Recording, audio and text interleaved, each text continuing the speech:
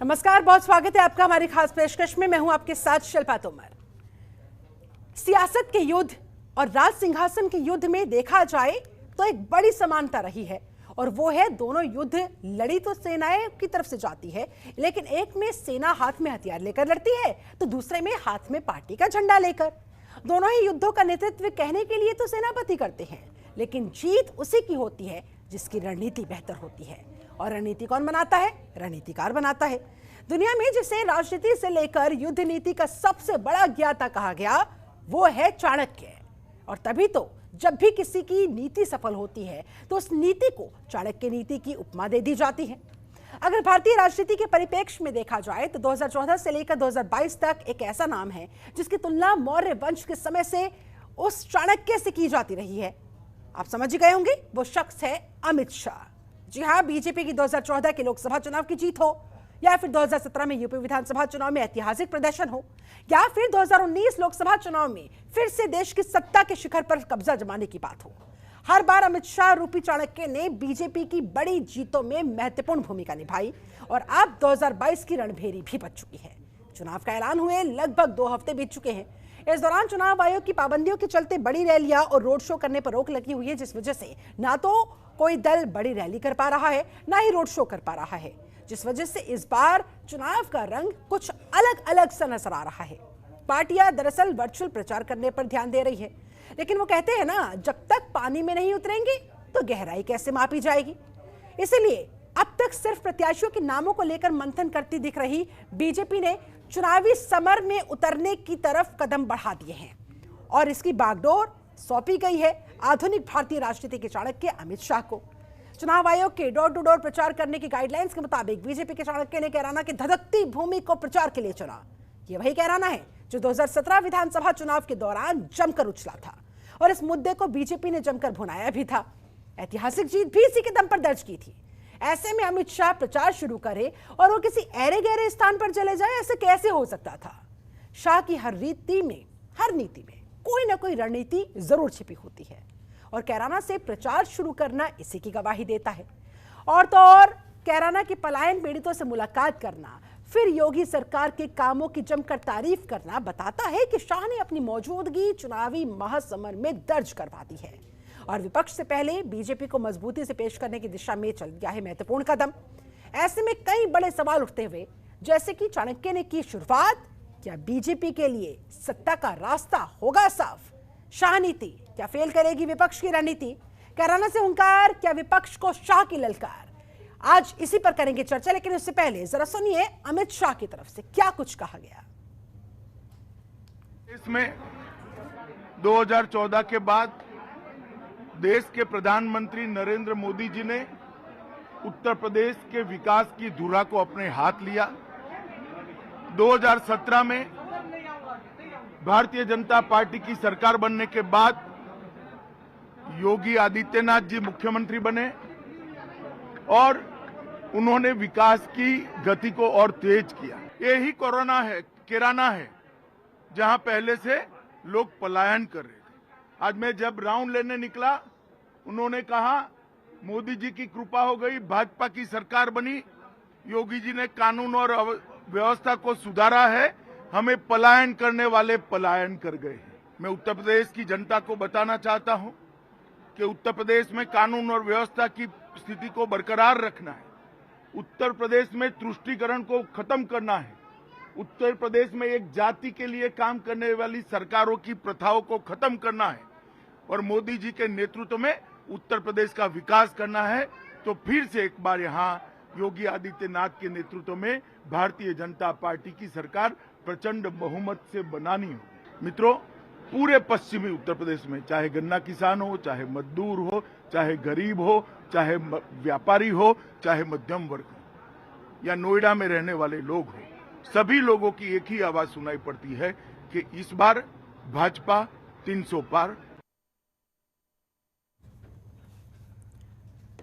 जी हाँ, सत्ता की लड़ाई डोर टू डोर पर आई। ऐसे में और भी बहुत सारे सवाल खड़े होते हुए, मसलन शाह नीति क्या फेल करेगी विपक्ष की पूरी रणनीति?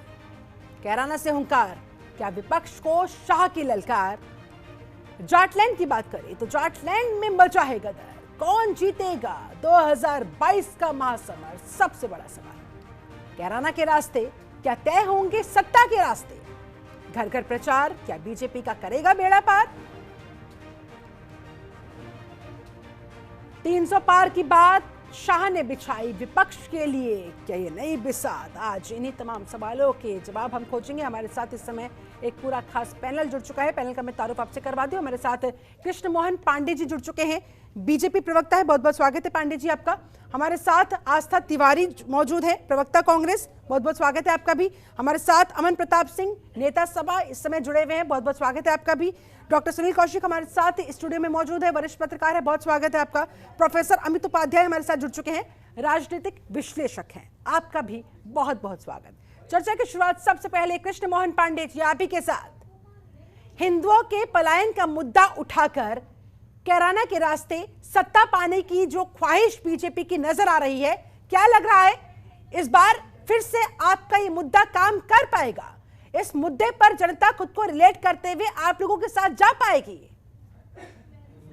देखिए, भारतीय जनता पार्टी किसी जाति विशेष, धर्म विशेष, संप्रदाय विशेष को लेकर और वोट उसके रास्ते सत्ता पे आए, ये कभी भी भारतीय जनता पार्टी का पक्ष नहीं रहा है। भारतीय जनता पार्टी सर्वे भवन्तु सुखना के व्यवस्था को लेकर आगे बढ़ती है, अंत्योदय की व्यवस्था को लेकर आगे बढ़ती है, और उत्तर प्रदेश का और देश का पूरा हर एक नागरिक उत्तर प्रदेश में और देश में सुरक्षित रहे, और उत्तर प्रदेश में और देश में लोकतांत्रिक प्रक्रिया और लोकतंत्र जिंदा रहे, इस देश का संविधान जिंदा रहे। इस प्रक्रिया को लेकर भारतीय जनता पार्टी सदैव विकास के रास्ते से आगे बढ़ती है, और उत्तर प्रदेश का चुनाव, आने वाला चुनाव पुनः लोकतंत्र और विकास के रास्ते पर आगे लेकर चलेंगे हम, और पुनः उसी लोकतंत्र और विकास की व्यवस्था को आगे बढ़ाते उत्तर प्रदेश सरकार बनाएंगे। और आपने कहा कि क्या उसी विकास, कैराना के माध्यम से उत्तर प्रदेश में सत्ता की राह पे आएंगे? तो नहीं, कैराना ही नहीं, उत्तर प्रदेश और देश के किसी भी कोने में यदि कैराना जैसी घटना होती है तो हम उसका पुरजोर विरोध करेंगे।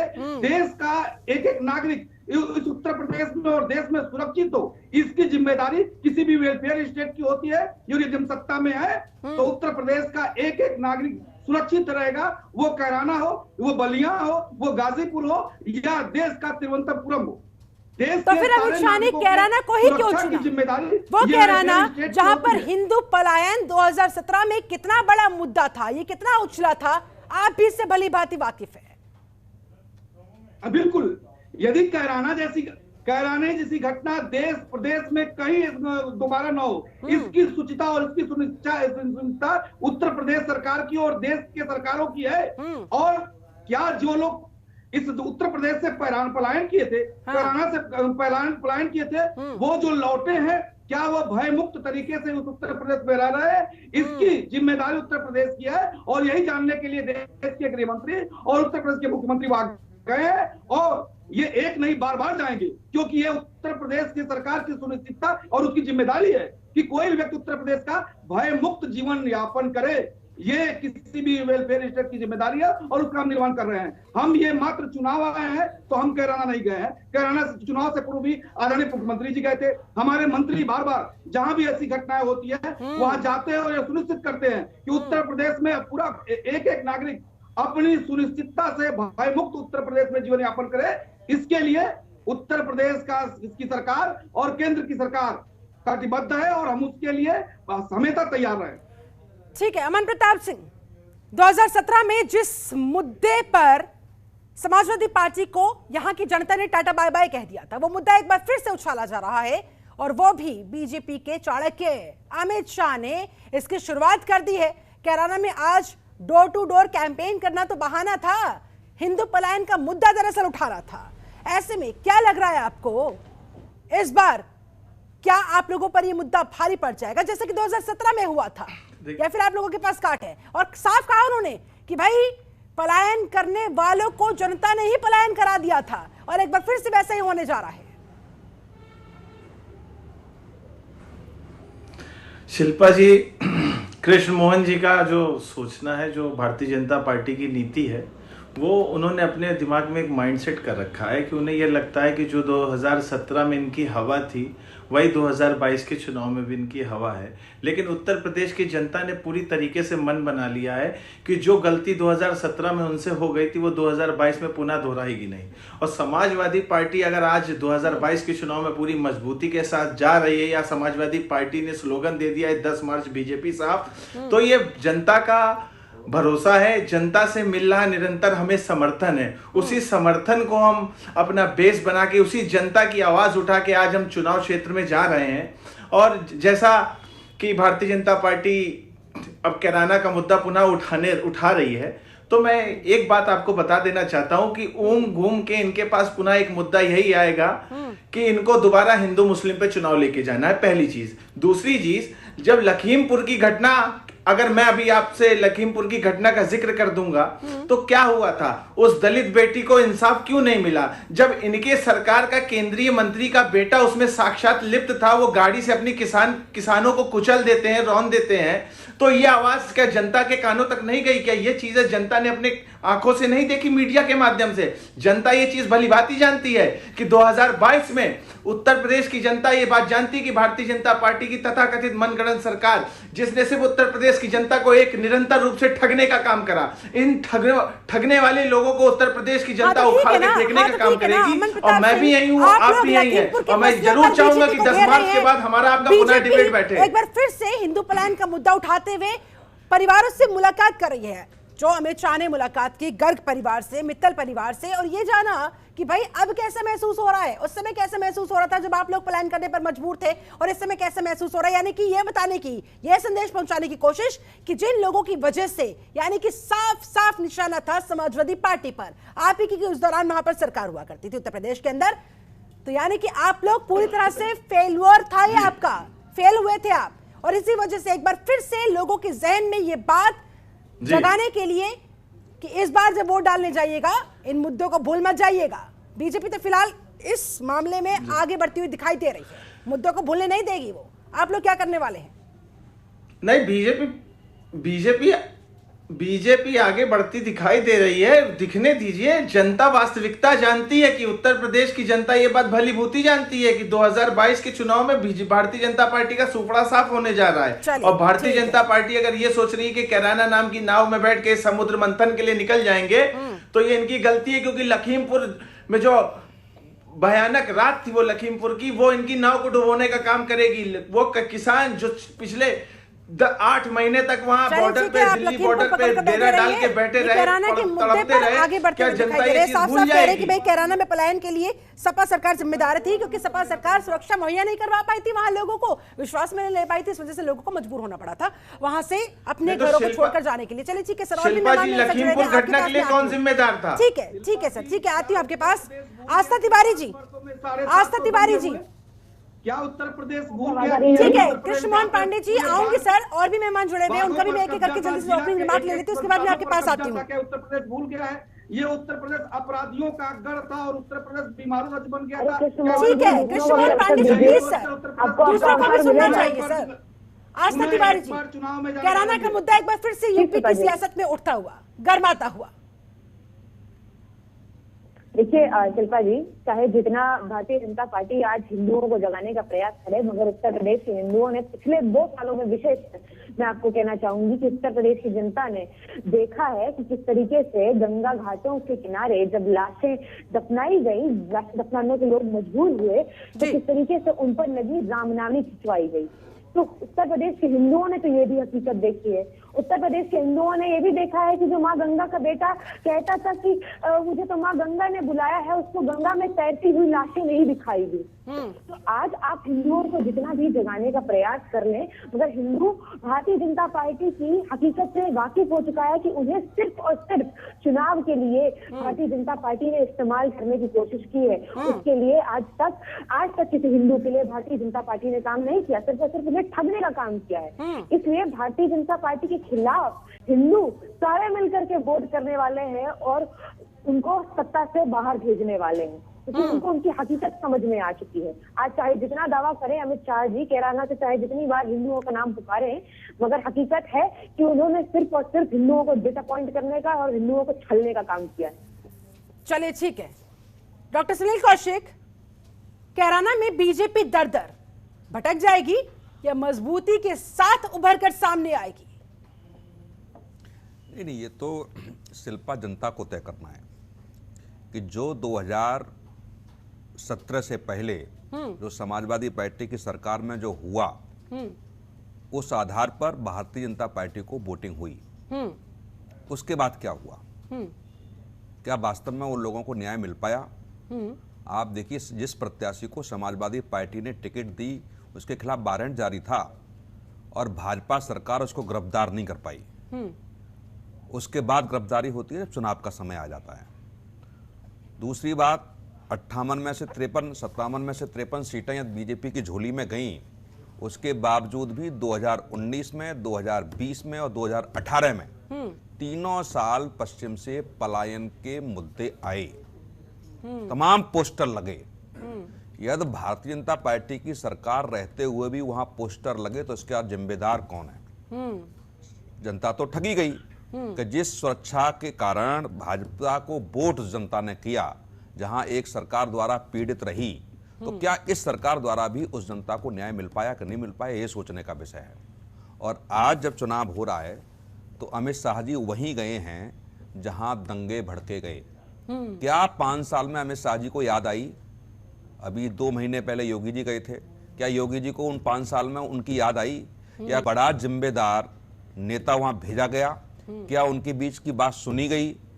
इन सब बातों पर सवाल खड़े होते हैं और केवल चुनाव के समय पे ही ऐसे मुद्दे याद आएंगे तो मुझे लगता है कि जनता के साथ दोनों राजनीतिक दल राजनीति कर रहे हैं, ये समझने की बात है। और 2022 में जो स्थिति बनेगी, मुझे लगता है क्या वास्तव में हिंदू मुस्लिम की तरफ बढ़ेंगे या विकास की बात होगी? और क्या भारतीय जनता पार्टी की सरकार जिस पिच पे विपक्ष को खिलाना चाहती है मैच, क्या उसी पिच की तैयारी हो गई है और विपक्ष के राजनीतिक दल उसी पिच पे खेलने के लिए तैयार हैं?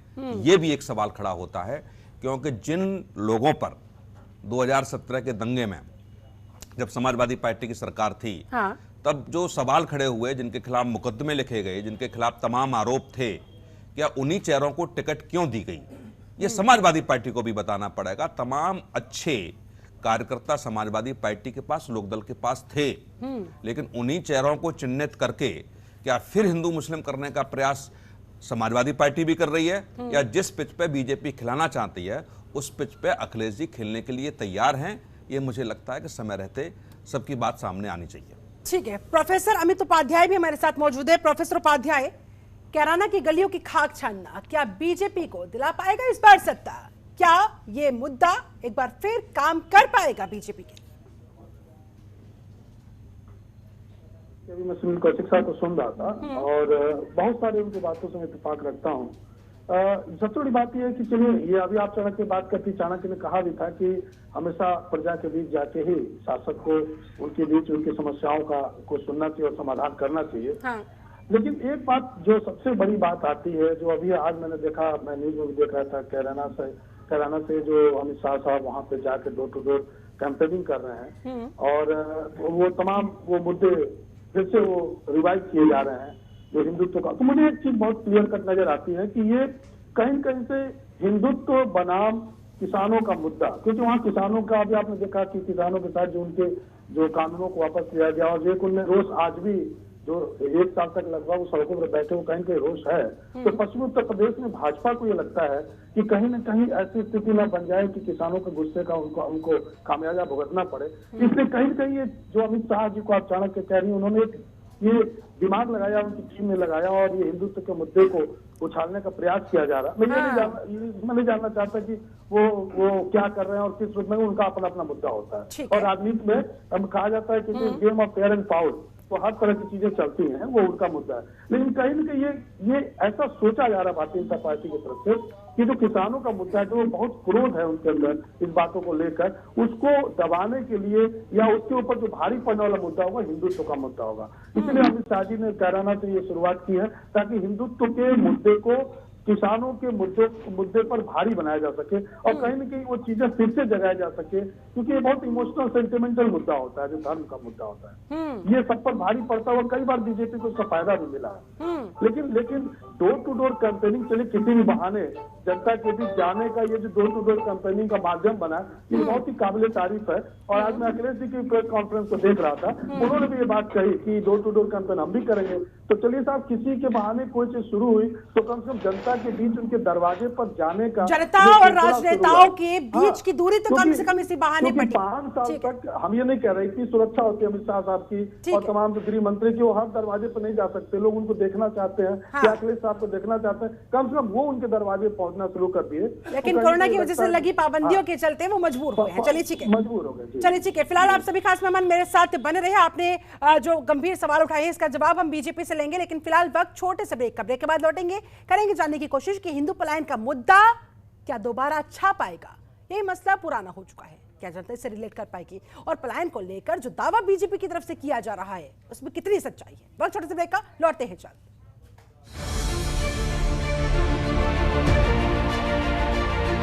ब्रेक के बाद बहुत स्वागत है आपका। चर्चा हो रही है युद्ध घोष 2022 में डोर टू डोर कैंपेनिंग पर, जिसकी शुरुआत आज बीजेपी की तरफ से अमित शाह ने कैराना को चुनकर की। बहुत सारे सवाल खड़े होते हैं, मसलन अमित शाह ने जो रणनीति अपनाई है, तो शाह की नीति क्या फेल करेगी विपक्ष की रणनीति? कैराना से हुंकार क्या विपक्ष पर पड़ेगा भारी? आज इन्हीं तमाम सवालों के हम जवाब खोज रहे हैं। हमारे साथ लगातार एक खास पैनल बना हुआ है। एक बार फिर से पैनल के पास जाते हुए कृष्ण मोहन पांडे जी, ब्रेक पर जाने से पहले एक सवाल यहां पर कौशिक साहब ने उठाया था कि जो आप कह रहे हैं कि कैराना में हमने ये किया, कैराना में हमने वो किया, वहां लोगों को सुरक्षा मुहैया करवाई, पलायन की असली हकीकत दरअसल क्या है? कौशिक साहब कह रहे हैं कि वो तो आपकी सरकार के आने के बाद भी लोग जो छोड़कर गए थे वापस आने को तैयार नहीं थे, अब 2 महीने 3 महीने पहले आ गए हैं। तो क्या आप इससे अपनी कामयाबी बताएंगे? हकीकत क्या है सर, बताइए। देखिए क्या है कि हर व्यक्ति के चश्मे अलग अलग होते हैं, मैं हर चश्मे को ठीक नहीं कर सकता हूं, परंतु कैराना में जाकर देखिए, कैराना के जनता से जाकर पूछिए कि क्या 2012 से लेकर 2017 में जो उनके साथ उत्पीड़न हुआ, क्या 17 के बाद से 22 में उत्पीड़न हुआ? जितने लोग वो जो उत्पीड़न करने वाले लोग थे, उत्तर प्रदेश की सरकार ने उनको जेल भेज दिया। वो जो पलायन कराने वाले लोग थे स्वयं उत्तर प्रदेश से पलायन कर गए। और आज ये स्थिति है कि कैराना का जो व्यक्ति है खुशहाल है, सुरक्षित है, और धन्यवाद देता है योगी, उत्तर प्रदेश के मुख्यमंत्री योगी जी को और देश के यशस्वी प्रधानमंत्री नरेंद्र मोदी जी को। पांडे जी, समाजवादी पार्टी ने जो प्रत्याशी बनाया उनकी सरकार आपकी गिरफ्तार नहीं कर पाई उसको, अब गिरफ्तारी हुई है जाकर के। बिल्कुल गिरफ्तार की, उसको जेल भेजी है, बिल्कुल गिरफ्तार की। कहाँ गिरफ्तार थे? आप सोचिए ना, आप वारंट 1 साल से वारंट उनके खिलाफ चल रहा है, और समाजवादी पार्टी ने प्रत्याशी बनाने के बावजूद जब वो सभा में जाते हैं तब आपकी पुलिस गिरफ्तार करती है। तो क्यों ना आप पर आरोप लगाए हैं इसे चुनावी हथकंडा बनाने का? कार्य है कि कभी भी कोई अपराधी कहीं दिखेगा उसको पकड़ेगी। ये सपा की सरकार, अरे आपकी सरकार तो पंजाब से भी ले आती है, नहीं आपकी सरकार तो पंजाब से भी ले आती है, इनको कैराना में नहीं पकड़ पाई। प्रसाद एक नाबालिग लड़की के साथ रेप करता है और रेप करने के बाद से वो मुख्यमंत्री के साथ घूमता था, और हाई कोर्ट के आदेश पर एफआईआर होता था, और सुप्रीम कोर्ट के कहने पर उसकी गिरफ्तारी होती थी। उसके बाद अरे सर सवाल तो सुनिए, के साथ घूमता था। सवाल तो सुनिए कृष्ण मोहन पांडे जी। ठीक है, बहुत बढ़िया पुलिस है आपकी, बहुत बढ़िया आपने सरकार चलाई, ठीक है सर, ये तो बता दीजिए, जब आप तो माफियाओं को पंजाब तक से ले आते हैं तो नाहिद हसन कैसे बचा रहा? और अब ऐन चुनाव के वक्त जब वो नामांकन पत्र दाखिल करने के लिए जा रहे थे, उठवा लिया आपने। ये तो आप पहले भी करवा सकते थे, तो क्या चुनावी हथकंडे के मद्देनजर इंतजार कर रहे थे? बिल्कुल नहीं, चुनावी हथकंडे, अपराधी जब भी मिलेगा पुलिस उसको गिरफ्तार करेगी। यह उत्तर प्रदेश की योगी जी की सरकार है। अपराधी जहां मिलेगा उसको गिरफ्तार किया जाएगा, और जघन्य अपराधी है यदि उत्तर प्रदेश पुलिस पर गोली चलाएगा तो उसको गोली का जवाब गोली से दिया जाएगा, उसका एनकाउंटर होगा। अभी तो क्रिकेट खेलते हुए देखा गया, उनके घर पे बुलडोजर भी चले। पांडे जी, अरे पांडे जी, अभी तो क्रिकेट खेलते हुए देखा गया। सब गिरफ्तार होंगे। कहाँ गिरफ्तार हुए? सब जेल जाएंगे। कहाँ गिरफ्तार हुए? उत्तर प्रदेश की बाबा जी। अरे सर, गोले भी चलेगी, गिरफ्तार पर गोली भी चलेगी। आपके अपराधी क्रिकेट खेल रहे हैं, उद्घाटन कर रहे हैं, पुलिस वहां लगी हुई है, पुलिस वहां मौजूद थी सुरक्षा में। कह रही थी कि हिंदू, सारे हिंदू एक होकर वोट करेंगे। अभी तक भाजपा को कौन वोट? आप हिंदू की बात करती है, अरे ये लोग इच्छाधारी हिंदू हैं, ये चुनावी हिंदू हैं। चुनाव आता है तो टीका लगा के मंदिर मंदिर घूमते हैं और उसके अन्य राज्यों में जाते हैं तो क्रॉस पहन के घूमते हैं। ये चुनावी हिंदू, नए हिंदू, इच्छाधारी हिंदू हमें बताएंगे कि जब राहुल गांधी हिंदुत्व के बारे में डिफरेंशिएट करते हैं तो कहते हैं ये क्या बात हुई, और अब खुद ही हिंदू कितने तरह के हैं वो बताने में लग गए हैं। चलिए ठीक है सर, आस्था तिवारी से जवाब लेते हैं। आस्था तिवारी कह रहे हैं कि आप लोग अब चुनावी अखाड़े में उतरे हैं, आप तो चुनावी हिंदू हैं, चुनाव आते हैं तो हिंदू बन जाते हैं, जहां जैसा। ठीक है कृष्ण मोहन पांडे जी सुन लेते हैं, आस्था तिवारी जी का नंबर नहीं बोलता तो आप दूसरों के बारे में बोलिए तिवारी जी बोलिए। दूसरी चीज मैं एक चीज कह रही थी कि ऐसा हिंदुओं को छलने वाला हिंदू होने से बेहतर है कि चुनाव के समय पर मंदिर जाकर के दर्शन करने वाला हिंदू होना। दूसरी चीज मैं आपको ये बताऊंगी कि भारतीय जनता याद रखिएगा इस बात को, याद रखिएगा इस बात को कि चुनावी समय में जाकर हिंदू बनना है। सुनिए मैं क्या कह रही हूँ, मेरी बात को पहले बहुत क्लैरिटी के साथ चुनाव के समय में हिंदू बनना अच्छा है, ये आपने कहा है। पूरी बात सुनने दें कृष्ण मोहन पांडे जी, एक बार उनको बात पूरी करने दें। समय पर मंदिर जाकर के हिंदू बना जाए, समझ रहे हैं मेरी बात को? हिंदुओं को ठगने का काम करती है भारतीय जनता पार्टी। और सुनिए दूसरी बात मैं ये कह रही हूँ कि आपके लोग शमशान और कब्रिस्तान की बात करने वाली भारतीय जनता पार्टी, हकीकत ये है आपकी कि आपने पिछले 2 सालों में देश की जनता को शमशान और कब्रिस्तान तक पहुंचा दिया। और दूसरी बात ये सुनिए कि आप जब कहते हैं कि हमने विकास किया, तो जब विज्ञापन छापते हैं भाई साहब आप लोग, तो आप लोग कलकत्ता से ब्रिज लेकर के आते हैं, आप लोग बीजिंग से बिल्डिंगें लेकर के आते हैं छापने के लिए। आपके पास अपना कुछ काम नहीं था क्या?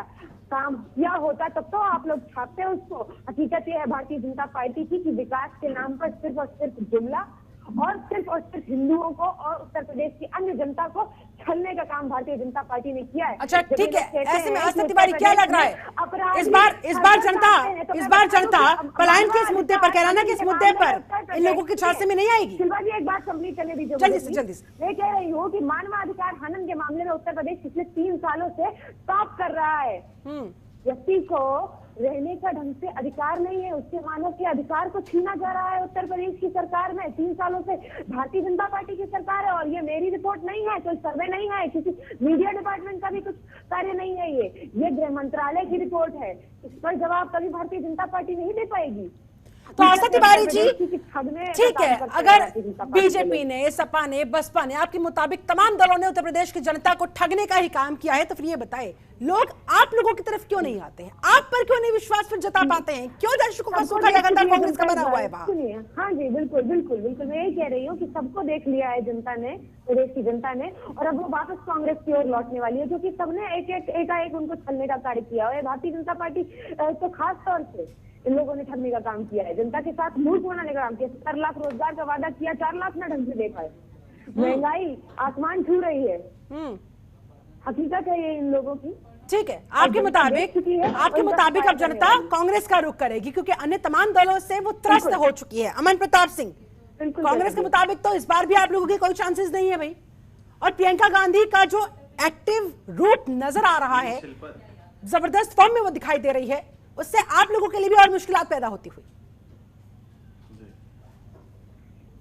नहीं, कोई मुश्किल नहीं है शिल्पा जी हम लोगों के लिए। हम लोगों को कतई भी कोई मुश्किल नहीं है। कांग्रेस ने क्या करा ये जनता भली भांति जानती है। कांग्रेस को उत्तर प्रदेश की जनता ने इस तरीके से तिरस्कार करा कांग्रेस का कि वो इस तरीके से सत्ता विहीन हुए हैं कि दोबारा उनका सत्ता में आना बहुत मुश्किल है, पहली चीज।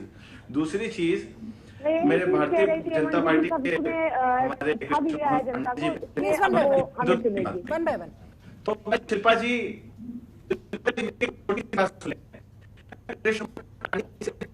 बात जानना चाहता हूँ। आप भी जाति से ब्राह्मण हूँ, हम हिंदू समाज में बहुत बड़ी ईद होती है जब हमारे यहाँ किसी का दाह संस्कार होता है तो बहुत विधि विधान से होता है। जो आखिरी पल होते हैं, जो अग्नि दी जाती है, वो सम्मान दी जाती है। तो भारतीय जनता पार्टी अमन प्रताप सिंह, माफी के साथ आपको रोकना चाहूंगी सर, टेक्निकल एरर की वजह से आपकी आवाज स्पष्ट तौर पर आ नहीं रही है। जब तक पीसीआर इसे ठीक करता है मैं आपके पास लौटती हूँ सर, तब तक डॉक्टर सुनील कौशिक। बीजेपी ने कैराना में हिंदू पलायन के मुद्दे को हवा दे दी, यानी कि कुल मिलाकर सपा की दुखती रग पर हाथ रख दिया। बौखलाने के लिए? नहीं, देखो या फिर बीजेपी को लग रहा है कि कहीं ना अभी- कहीं पश्चिम में वो कमजोर होती हुई दिखाई दे रही है, इस वजह से एक बार फिर से इस मुद्दे पर खेलने की कोशिश हो रही है? देखो, विपक्ष की मैं इस बात से सहमत नहीं हूं कि केवल और केवल अब किसानों की बात हो रही है। जब दंगे हुए तब सिर्फ जाटों की बात हो रही थी, तब मुसलमानों की बात हो रही थी, और आज जाट और मुसलमान में से किसान नजर आने लगे। क्या उस समय जब दंगे हुए तो क्या सरकार को नहीं दिख रहा था कि ये जाट नहीं मारे जा रहे हैं, ये किसान मारे जा रहे हैं? ये भी एक सोचने का सवाल है कि निश्चित तौर से वहां दंगा हुआ वो मुसलमान बनाम जाट था। जो आंकड़े निकल के आए वो दोनों तरफ के आंकड़े थे, लेकिन जितना नुकसान जाटों का हुआ, मैंने तब उस समय किसी एक भी राजनीतिक दल को यह कहते हुए नहीं सुना कि किसान मारे जा रहे हैं। किसानों के खिलाफ अत्याचार हो रहा है, किसानों के खिलाफ जो कुछ हुआ है वो किसानों के खिलाफ हुआ है, और आज वो जाट सिर्फ किसान नजर आ रहे हैं। ये भी राजनीति को समझना पड़ेगा। यदि वास्तव में वहां हिंदुओं के साथ अत्याचार हुआ है तो हिंदुओं के साथ अत्याचार हुआ है, न उस समय वो जाट थे और न वो उस समय किसान थे। तो ये केवल मैं कह रहा हूं दोनों तरफ से राजनीति हो रही है। दूसरी बात, जिन हिंदुओं ने विश्वास के साथ भाजपा को वोट दिया, 57 में से 52 के आसपास आपको सीटें उस क्षेत्र में मिली पश्चिम में, उस समय भी मैं कह रहा हूं 18, 19, 20 तीनों साल पलायन के मुद्दे छाए रहे। कहीं न कहीं से यह सूचनाएं मिली कि हिंदू पलायन कर रहे हैं। ऐसा नहीं होना चाहिए था, और मुझे लगता है कि उस समय मुख्यमंत्री को स्वयं वहां जाना चाहिए था, या इनकी कैबिनेट के बड़े नेताओं को वहां जाना चाहिए था और ये कहते कि नहीं, अब पलायन किसी कीमत पे नहीं होगा। दोनों तरफ से राजनीति हो रही है, और अब चुनाव का समय आ गया, तो चुनाव के समय पे बीजेपी अब 3 महीने पहले जो भी लोग लौटे हैं, जिनकी आज जहां गृह मंत्री जी गए हैं, वो 3 महीने पहले उनकी वापसी हुई है, वो दिल्ली में स्थापित थे।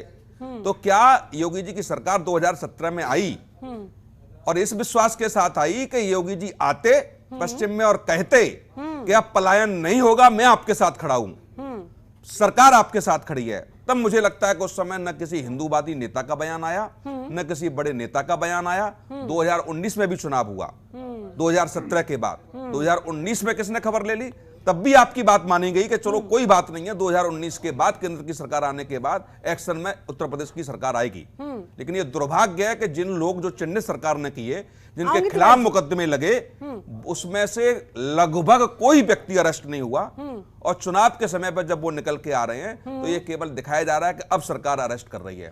दूसरी बात, आप अपराधियों की बात कर रहे हैं अभी। बीजेपी, आप तो पंजाब से भी ले आए, आप अंसारी को तो पंजाब से ले आए, लेकिन अतीक अहमद को गुजरात से नहीं ला पा रहे हैं आप अपराधी की बात कर रहे हैं। लखनऊ की राजधानी में एक अपराधी 25,000 का इनामी क्रिकेट खेल के चला जाता है पुलिस के संरक्षण में, आप उसको अरेस्ट नहीं कर पाते हैं। तो ये भी जनता को समझाना पड़ेगा कि दो तरफ की बात नहीं आपकी बात पर विश्वास कर ले फिर कृष्ण मोहन पांडे जी, क्यों फिर आपकी मंशा पर सवाल ना उठाए जाएं?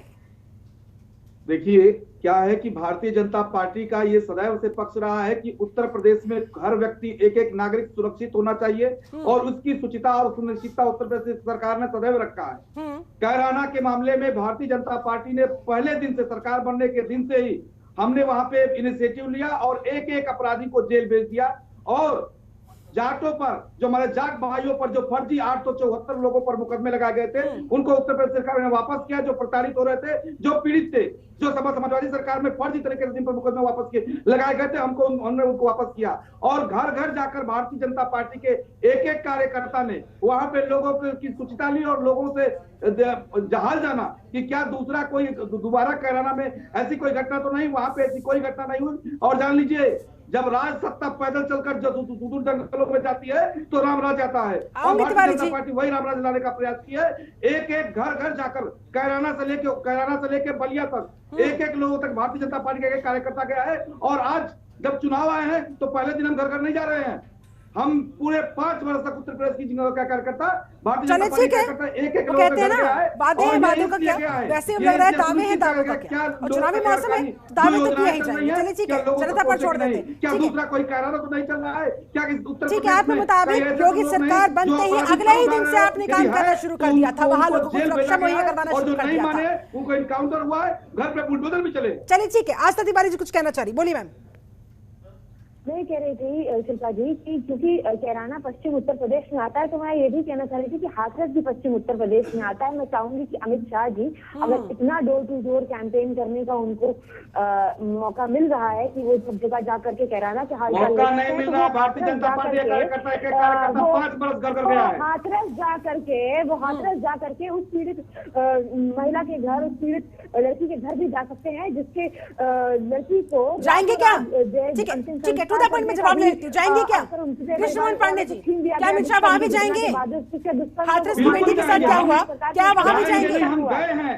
ठीक है, हम एक पूरी ऐसी उत्तर प्रदेश घटना हो नहीं जो प्रशासन से चूक रही है, तो वहाँ पे उत्तर प्रदेश की सरकार और उत्तर प्रदेश भारतीय जनता पार्टी कार्यकर्ता गए हैं और एक एक बातों का वहाँ पे सुनिश्चितता करके वो आदरणीय मुख्यमंत्री जी को और प्रशासन को उपयुक्त किए।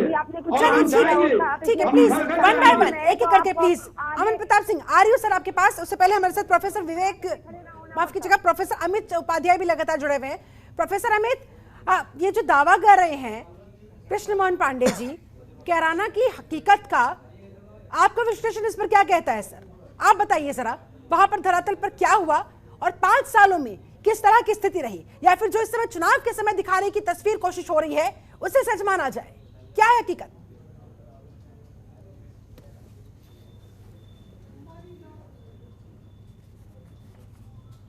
सभी लोग जानते हैं कि वहाँ क्या हुआ। हाँ। पलायन का मुद्दा एक बड़ा मुद्दा था कैराना में। हाँ। लेकिन ये बात सही है कि जो आज के समय में गिरफ्तारी की जा रही है प्रत्याशी की, या जो एक तरह से डराने की कोशिश की जा रही है, वो राजनीति में कोई भी दल हो, चाहे वो भाजपा हो या कोई भी हो, ये चीज उचित नहीं है। और हिंदुत्व का जहां तक मुद्दा है, मुझे लगता है कि इस बार विकास का मुद्दा हावी रहेगा, क्योंकि अब जनता इन चीजों को समझ चुकी है। और ठीक है, ये कोशिश की जाती है राजनीतिक दलों के द्वारा कि हिंदुत्व का मुद्दा है या कोई अन्य, क्योंकि देखिए जिस तरीके से अमित शाह जी को चाणक्य माना जाता है, मैं ये कह रहा हूँ कि अखिलेश यादव जी भी एक बहुत मजे हुए खिलाड़ी है और बहुत बारीकी से वो उत्तर देते हुए कह रहे थे कि ठीक है साहब हम भी जाएंगे। वो बहुत बोल नहीं रहे। आप देखिए इस समय चुनाव में जो एक उनका जो एक होता था कि बहुत बोलते थे और किसी चीजों पर बहुत ज्यादा उनका जवाब रहता था, वो इस समय बहुत नपे तुले शब्दों का प्रयोग करके उन्हें मालूम है कि यदि कहीं हिंदू मुस्लिम का कोई मामला हुआ तो ये वोट टर्निंग का पॉइंट हो जाएगा। और अमित शाह साहब भी कैराना को जिस तरह से चूज किया, मैं तो आपको धन्यवाद देता हूँ कि आपने इस मुद्दे को कैच किया। सबसे पहला चैनल है कि जो इस पर चर्चा कर रहा है। ये यहाँ तक अभी तक दिमाग में लोगों के नहीं है कि क्यों कैराना से उन्होंने शुरू किया है, क्योंकि हिंदुत्व के मुद्दे को चाहते हैं, क्योंकि वो सबसे बड़ा मुद्दा होगा। अगर ये मुद्दा कहीं काम आ जाता है तो भारतीय जनता पार्टी को ऐसा लगता है कि ये उनके लिए बहुत आसान होगा, क्योंकि जो किसानों की नाराजगी है कहीं कि उसको कूल डाउन करने के लिए ये मुद्दा सबसे बेहतर मुद्दा होगा। मुझे ऐसा लगता है कि चुनाव के समय में या चुनाव से पहले, जो अभी मदन कौशिक साहब भी कह रहे थे, कृष्ण पांडे साहब को भी सुन रहा था मैं, राम राज्य की बात कर रहे थे। हाँ। राम राज्य का मतलब ये होता है कि सर्वधर्म समभाव। हम किसी एक धर्म को लेकर नहीं चलते राम राज्य में। राम राज्य का मतलब होता है कि समाज में समरसता की भावना हो, वो होता है राम राज्य। राम राज्य का एक यूटोपियन फिलॉसफी जो गांधी जी ने दिया, उनका मतलब क्या था? वो चाहते थे कि सबके साथ समानता हो, एक धर्म का वो ना हो, सभी धर्मों को साथ लेकर चले। तो हमको वो राम राज्य लाने की कोशिश करनी चाहिए। तो क्या ये कोशिश हुई पिछले 5 सालों के दौरान, योगी सरकार के दौरान क्या ये कोशिशें हुई? देखिए मैं ये नहीं कहता योगी सरकार ने, मैं अगर देखूं एनालिसिस करूं तो लॉ एंड ऑर्डर पे उनका पांडे जी जवाब लूंगी आपसे, उससे पहले अमन जी के पास। लेकिन धर्म को बार बार लेके आगे आके हम चुनावी मुद्दा बनाए, ये उचित नहीं होता और ये रामराज के बिल्कुल अगेंस्ट है। ठीक है, कॉन्सेप्ट रामराज का है, तो इस पर हमें ध्यान देना चाहिए। तो जनता को विकास के मुद्दे पर हमेशा वोटिंग करना चाहिए। अदरवाइज धर्म के मुद्दे पर देखिए अमेरिका में ट्रंप ने बहुत कोशिश किया इस तरह का, इस तरह के मुद्दों को लाकर, एक रेशियल डिस्क्रिमिनेशन का मुद्दा लाकर हम अमेरिका में, लेकिन अमेरिकन जो वोटर्स होते हैं बहुत चालाक होते हैं, बहुत होशियार होते हैं, पढ़ी लिखी जनता होती है, उन्होंने बिल्कुल नकार दिया और उनको दोबारा नहीं लाया। चलिए ठीक है, किसको आना चाहिए किसको नहीं आना चाहिए, लेकिन विकास के मुद्दे को दृष्टिगत रखते हुए हमें काम करना चाहिए। वोटर्स का ध्यान हमेशा इस पर होना चाहिए। ठीक है, अमन प्रताप सिंह क्या कहना चाह रहे थे आप?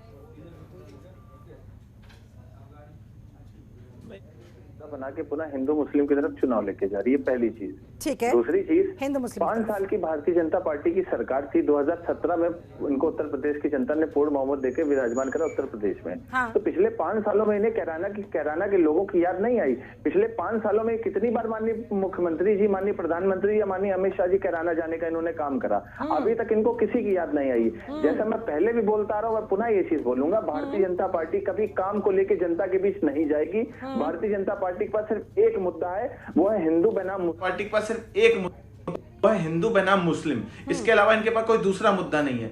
और सबसे जरूरी बात, राम मंदिर जैसा ऐतिहासिक फैसला जब भारतीय जनता पार्टी ने लाने का काम करा है, तो राम मंदिर को मुद्दा बना के क्यों नहीं जनता के बीच जा रहे हैं? राम मंदिर के प्राथमिकता लेके क्यों नहीं जनता के बीच चुनाव की बात कर रहे हैं? विकास के मुद्दे पे क्यों नहीं बात कर रहे हैं? पुनः हिंदू मुस्लिम की तरफ चुनाव लेके जा रहे हैं। जवाब लेती हूँ सर, जब इतने बड़े बड़े मुद्दे हैं आपके पास, सबसे बड़ा मुद्दा विकास का मुद्दा, सबसे बड़ा मुद्दा राम मंदिर का मुद्दा, तो फिर काहे हिंदू पलायन का मुद्दा उठा रहे हैं? क्यों? पहली बात तो शिल्पा जी बता दूं कि भारतीय जनता पार्टी के किसी नेतृत्व ने यदि हिंदू मुस्लिम का मुद्दा उठाया हो तो हमें बताइए लोग, कहीं पे एक बार किसी ने हिंदू मुस्लिम का नाम लिया हो? एक बात। दूसरी बात, इन्होंने कहा कि वहां कैराना इसके पूर्व में क्यों नहीं गए? कैराना 5 वर्ष गए हैं, पूज्य योगी आदित्यनाथ जी गए हैं और देश के प्रधानमंत्री भी जगह जगह पर जाते रहे, पश्चिम में गए हैं। दूसरी बात, इन्होंने कहा, हमारे एक मित्र ने कहा सर्वधर्म समभाव ही राम राज्य है। क्या भारतीय जनता पार्टी ने जो रोड बनाया उसमें सिर्फ हिंदू चलता है? क्या भारतीय जनता पार्टी ने जो आवास दिए उसमें सिर्फ हिंदुओं को दिया गया? क्या भारतीय जनता पार्टी ने जो अनाज वितरण किया उसमें सिर्फ हिंदुओं के लिए क्या है? क्या समाजवादी पार्टी ने जो स्वास्थ्य की व्यवस्था की उसमें हिंदू मुस्लिम देखा क्या? नहीं। भारतीय जनता पार्टी सर्वधर्म समभाव की बात करती है। और हमारे एक मित्र ने कहा कि हिंदू मुस्लिम करके भारतीय जनता पार्टी राजनीति कर रही है। मुझे एक स्टेटमेंट किसी का बता दें कि कैराना हो या बलिया, गाजीपुर हो या देवरिया, कहीं पे भी किसी ने हिंदू मुस्लिम का नाम लिया हो? नहीं। उत्तर प्रदेश की सरकार ने, यही उत्तर प्रदेश है जिसमें 80-20 का बयान 5 वर्षों में हमने 5 80-20 का बयान कहाँ से आया? यही उत्तर प्रदेश। तो चुनाव के समय कैराना जाने की क्या आवश्यकता पड़ गई आपको? पांडे जी, चुनाव के समय कैराना क्यों याद आ गया आपके गृह मंत्री जी को? अयोध्या से बिल्कुल घूम देते, कैराना क्यों चले गए? अयोध्या जाते, प्रभु श्री राम के दर्शन करते, हनुमानगढ़ी के दर्शन करते, उसके बाद श्री गणेश करते। क्या दिक्कत हो गई थी? क्यों कैराना भागे? अयोध्या आते,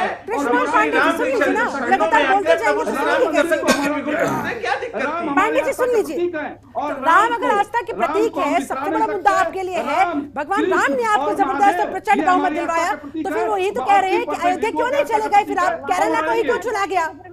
हिंदू मुसलमान फिर आप लोगों की तरफ से करने की कोशिश हो रही, क्यों ना माना जाए? आप अमित शाह नहीं, शिल्पा जी, मेरा कहना ये है कि चुनाव 2022 बहुत महत्वपूर्ण चुनाव है। प्रचार करने नहीं जाएंगे, कैराना प्रचार करने जाएंगे। नहीं शिल्पा जी, आप पहले इनको पांडे जी को शांत कराइए, मैं अपनी बात जनवरी 2014 के बाद में यहाँ पर इनके पास जवाब नहीं है। अब ये अपनी आवाज तेज करके मेरी आवाज नहीं दबा पाएंगे। मैं आपकी आवाज नहीं दबा रहा हूँ। क्या कैराना उत्तर प्रदेश में नहीं आता है क्या? यदि कैराना उत्तर आप मेरी आवाज, आप सुनिए, आपको ये लग रहा है कि आप मेरी आवाज दबा के अपनी बात को ऊपर करके आप अपनी गलत चीजों को भी सही साबित करेंगे, तो आपकी गलतफहमी है भाई साहब। विपक्ष फिर से वही सवाल खड़ा करता हुआ कि भाई आपका असल मुद्दा तो विकास था ना, आपका असल मुद्दा तो राम मंदिर था, तो फिर कैराना का हिंदू पलायन का मुद्दा उठाकर क्या करने की कोशिश हो रही है? हिंदू मुसलमान करने के आरोप एक बार फिर से बीजेपी पर लगता हुआ। शिल्पा जी, पिछले 2 दशक के, सर प्लीज एक एक करके, कौशिक साहब से मैंने सवाल किया, प्लीज सर। पिछले 2 दशक के चुनाव उठा लीजिए जी। किस राज्य का चुनाव विकास पे हुआ? कौन सा 2014 का और 2019 का चुनाव विकास पे हुआ? कड़वी सच्चाई। और दूसरी बात मैं कहूं, क्यों नहीं हिंदू मुस्लिम होगा? क्यों विकास की बात होगी? आप विकास करके जब आप सुरक्षित ही नहीं है तो फिर आप जी के क्या करेंगे? यह सरकार को सुनिश्चित करना होगा, चाहे हिंदू हो चाहे मुस्लिम हो, पहले सुरक्षा कैसे प्रदान की जाए, पहले दंगे कैसे बंद हों। और ये उत्तर प्रदेश में ये सच्चाई है कि निश्चित तौर से 5 साल में कोई दंगा नहीं हुआ। और फिर मैं कह रहा हूं कि बिल्कुल बड़ी उपलब्धि है, इसमें कोई दो राय नहीं है।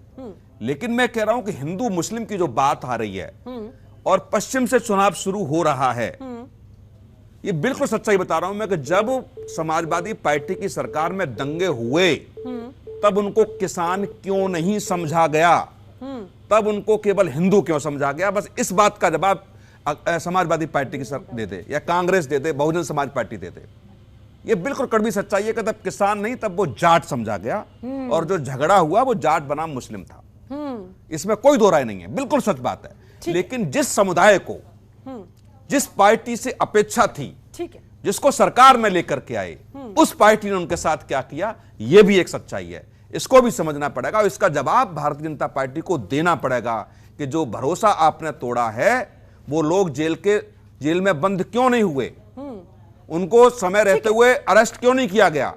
और आपके शासनकाल में मैंने कहा, ये पांडे जी बैठे हुए हैं, हर वर्ष पलायन की सूचनाएं आई हैं और पुलिस वहां भेजी गई है, तो वहां व्यवस्था सरकार की बनती है। इसको भी जवाब सरकार को देना पड़ेगा। जल्दी से सर जवाब आपका। भारतीय जनता पार्टी ये सुनिश्चित करती है और मैं बड़े दावे और बड़ी गंभीरता से इस बात को कहता हूं कि पश्चिम यूपी में जब से भारतीय जनता पार्टी की सरकार बनी है, सबसे माने पलायन के मुद्दे लगभग समाप्त हो गए हैं और उसका एक कारण रहा बेहतर शासन व्यवस्था। आप मैं सबको बड़े चैलेंज के साथ कहता हूं कि बता दे कि 5 वर्ष में उत्तर पश्चिम यूपी में कहीं एक दंगे हुए हो। ठीक है, अमर प्रताप सिंह, फाइनल कमेंट आपका। चैलेंज के साथ कह रहे हैं कृष्णमोहन पांडे जी, और बड़ी उपलब्धि बता रहे हैं, एक भी दंगा नहीं होने दिया गया। ये उत्तर प्रदेश और मुजफ्फरनगर दंगा आज तक कोई भूला नहीं। दंगे नहीं हुए और दंगा नहीं ठीक है, तो वहाँ का पांडे जी सुन लेते हैं सर, मुसलमानों का पांडे जी ठीक है सुन लेते हैं, चैलेंज दिया है तो जरा सुन लीजिए। मैं तो छोटी सी बात पूछ रहा हूँ, तो माननीय तो अमित शाह जी को क्या ऐसी दिक्कत हो गई कि कैराना भागना पड़ा? मैं तो कह रहा हूँ ना, आपने राम मंदिर दिया उत्तर प्रदेश की जनता ने, पूरे विश्व की जनता के लिए, पूरे हमारे हिंदू धर्म के लिए, सनातन धर्म के लिए इतना बड़ा काम करा, तो क्यों नहीं? चले ठीक है, आपके मुताबिक अयोध्या जाने से फिर क्यों डर गए?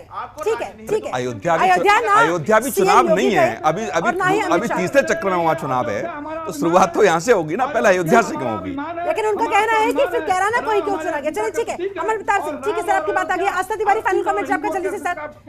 Krishnamohan Pandey ji please sir final comment तो लेने दीजिए दूसरों का, विपक्ष के कम से कम यहाँ तो सुन लीजिए। तिवारी जी फाइनल कमेंट आपका। देखिए, अगर भारतीय जनता पार्टी राम मंदिर की बात करेगी तो फिर राम मंदिर में जो चंदा चोरी हुई और जो जमीन का घोटाला हुआ उसकी भी बात सामने आएगी। ठीक है, इसलिए भारतीय जनता पार्टी राम मंदिर की बात नहीं करती, वो सिर्फ और सिर्फ जनता को ठगने की बात करती है। 70 लाख जो रोजगार देने वाली थी वो उसकी बात नहीं करती, वो अपराध कम करने की जो बात करने वाली थी वो उसकी बात नहीं करती, वो 100 दिन में गड्ढे मुक्त करने वाली ना, जिसको जो कन्वीनियंट लगता है वो उसी की बात करता है, और जहाँ पर फंसता नजर आता है उसे स्किप कर देता है। ठीक है, professor Amit Upadhyay final comment आपका जल्दी से सर, 10 सेकंड आपके पास। इनकी हकीकत सामने आती है। प्रोफेसर अमित उपाध्याय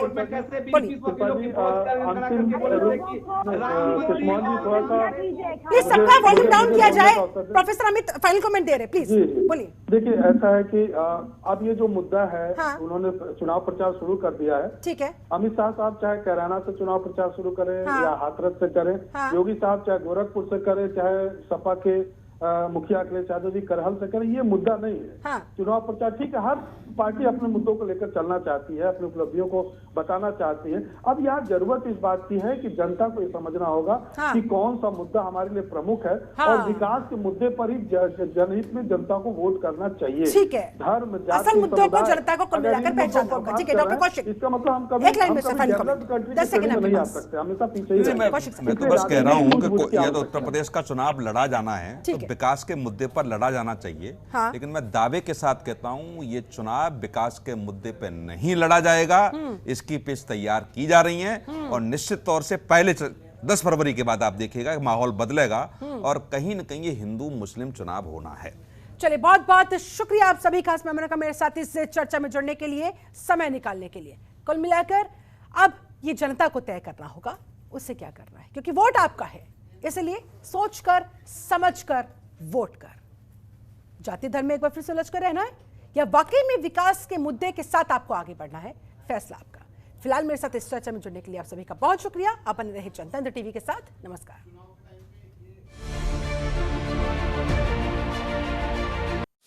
खबरों के निष्पक्ष विश्लेषण के लिए सब्सक्राइब करें Jantantra TV and press the bell icon. Never miss any update.